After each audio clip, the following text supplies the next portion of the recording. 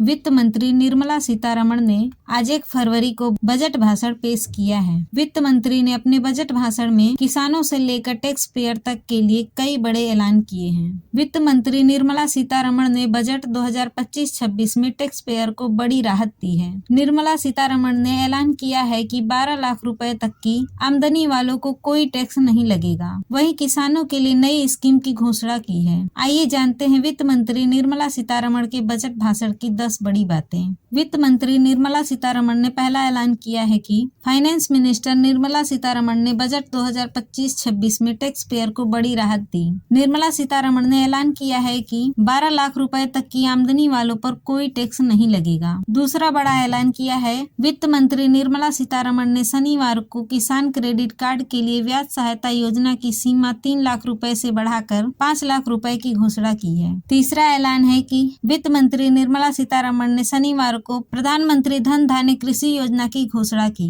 इसके तहत कम पैदावार, आधुनिक फसल गहनता और औसत से कम ऋण मापदंडों वाले 100 जिलों को शामिल किया जाएगा। वित्त मंत्री ने अपना लगातार 8वां बजट पेश करते हुए कहा है कि इस योजना में 1.7 करोड़ किसानों को लाभ मिलेगा। चौथा बड़ा ऐलान है कि वित्त मंत्री निर्मला सीतारमण ने शनिवार को कहा है कि सरकार अगले सप्ताह एक नए आयकर विधेयक पेश करेगी, जिसमें पहले विश्वास करो बाद में जांच करो की अवधारणा को आगे बढ़ाया जाएगा। पांचवा बड़ा ऐलान, वित्त मंत्री ने घोषणा किया है कि बीमा क्षेत्र में प्रत्येक विदेशी निवेश को 74% से बढ़ाकर 100% किया जाएगा।